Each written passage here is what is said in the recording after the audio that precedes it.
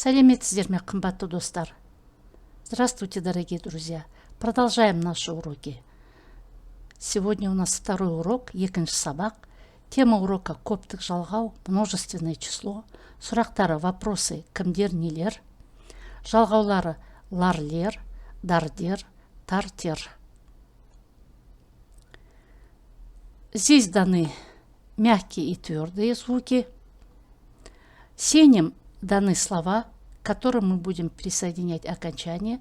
Окончаний два варианта: для твердых слов и для мягких слов, мягкие окончания. Здесь дано правило. Итак, давайте начнем. Первое слово у нас орындық. Орындық относится к твердому слову, потому что в слове есть твердый о, встречается дважды. Чтобы присоединить окончание, нам этого недостаточно. Мы должны посмотреть на последний звук в слове. Это буква К. Глухой согласный звук.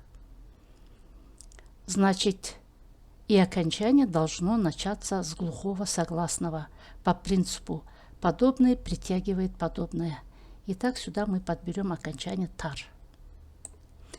Следующее слово сагат твердое, потому что в слове есть твердое гласное А. Последний звук глухой согласный, поэтому мы сюда подберем окончание тар. Мектеп слово мягкое, потому что в слове есть мягкий гласный Е, дважды встречается. Последняя буква в слове П, глухой согласный, значит мы подберем окончание тер. Ушыргыш слово мягкое, значит мы сюда подберем окончание из второго столбика. Последний звук в слове ш, глухой согласный, поэтому мы подберем окончание тер. Кала слово твердое, потому что в слове есть твердый гласный А, дважды встречается. Сюда подходит окончание лар. Калалар. Почему лар? Смотрим правило. Если слово оканчивается на гласное и р, и краткое, то к нему добавляется лар или лер. Той твердое слово, конечный и краткий, поэтому мы сюда подберем окончание лар.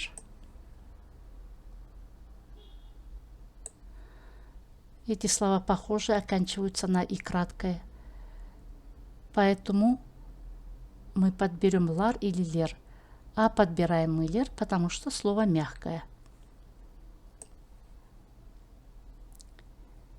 Терезелер мягкое слово, потому что в слове есть гласный Е. Подберем окончание лер. Жол слово твердое, оканчивается на Л, Л звонкое согласное, поэтому мы сюда подберем окончание дар. Калам слово твердое, оканчивается на М, поэтому сюда подходит дар. Клем слово мягкое, оканчивается на М, по этой аналогии мы подбираем дер. Дер, потому что слово мягкое. Узен слово мягкое, поэтому мы сюда подберем окончание.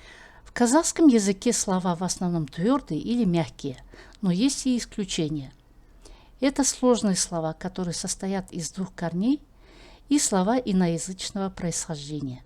К таким словам относятся слова ктаб и мугалим. Они пришли к нам из арабского языка. В этих словах есть и мягкие гласные, и твердые гласные. Решающую роль в присоединении окончаний играют последний слог в слове. Итак, делим на слог к-тап. Последний слог это тап. В последнем слоге присутствует твердые гласные А, поэтому мы сюда подберем твердое окончание. П глухой согласный, поэтому сюда подходит тар. Ктаптар. В слове «мугалим» последний слог – это «лям». Здесь присутствует мягкий гласный «э», поэтому сюда подходит «дер». Мысалдар примеры. Мынау орындықтар – это стулья. Мынау өшіргіштер – это ластики. Мынау даптерлер – это тетради. Мынау доптар – это мечи. Мынау сиырлар – это коровы. Мынау гүлдер – это цветы. В казахском языке очень легко спросить о количестве предметов. Сколько это нише? Дальше предмет, о количестве которого хотим узнать. И к этому слову никакое окончание не добавляем. Итак, нише даптер, сколько тетрадей? Екі даптер ответ, 2 тетради. Видите, никакого окончания здесь нет.